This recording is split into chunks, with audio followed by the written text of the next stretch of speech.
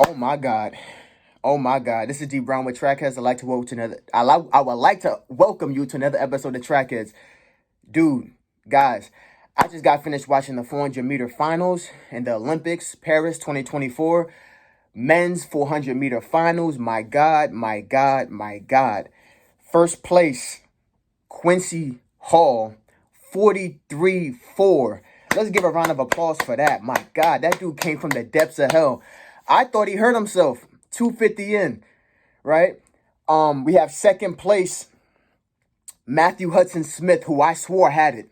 I swore he had it. I thought he had it on lock. Even his face was just like, where the hell did this guy come from? Then we had the guy from Zambia. My mistake if I get your country mixed up.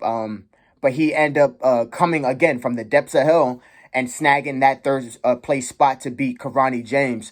Karani James and Mr. Jareem Richards both were left off the podium, but went 43-7. And it's like, yo, this has to be the fastest race as a collective ever. Like ever. To have fifth place go 43-7 and not medal. Yo, Jareem Richards has to be one of the fastest men in the Caribbean, if not the fastest men in the Caribbean. I don't know who has run faster to go 43-7. Like crazy. Karani James still running 40. That would have won any other Olympics, any other world championships besides a world record race, I believe. So, I mean, hell of a race. It lived up to the billing. It lived up to the standard in which we thought it was going to be. But honestly, compared to last year, I didn't expect for it to do that. Now, I don't think anyone would have guessed that 43 would have been on the docket for that. So, I mean, big shout out to Quincy Hall. I mean, with the golds in his mouth, you know what I'm saying? Like, he killing it with the big boy draws on. He killed it. But I don't think anyone would have expected that. I got who, let me see, in terms of my predictions, I did have Quincy Hall going up there. I didn't think he was going to win, though. I had Matthew Hudson Smith, but he got first. They got first and second. My third place pick, I forgot who it was, but I definitely didn't get that down. Michael Norman, I don't know what the hell is going on with him, man. 45 and some change. I mean, he looked like he was in it, but I don't think he has the capacity. I mean, to be honest, the 400 meters is like a rhythm race. It's about, building up your rhythm over a year or two. I think he's going to have his best year next year. It's in Tokyo, but he's slowly turning into, and I don't want to shit on him. I mean, he's an Olympian, made it to the finals, but he's slowly turning into the guy of like, who has run super fast times, has been ranked super high, like has his head on straight, but he just can't get it right. And for the talent level that he is, and for the people that he's around, you would think, he's around Quincy Watts, Joanna Hayes, he's around Ry Benjamin. He's just hasn't been able to even collect himself to get any kind of medal in the 400-meter dash, and we don't know why. I mean, the dude's like top 20 all time in like the 100, top 20 all time in probably the 200. And then definitely top 10 in the 400. It's just like, come on, man. Like, we really want to see him do well. But no hate, though, man. Definitely lived up to the hype, lived up to the billing. One thing that I can say, there were a couple mistakes that I saw a lot of people making these 400-meter hurdles, at least for the top five.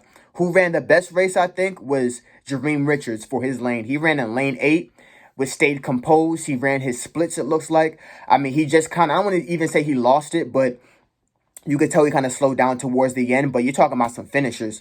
I mean, he still went 43-7. A race of his life, has never broken 44 before. He went 44-19 in London, and that kind of showed the kind of shape he was in. But 43-7 after two heats like that, I don't think anyone would have guessed that. And he just went like 44-2, which is real close to his PR in the semifinals.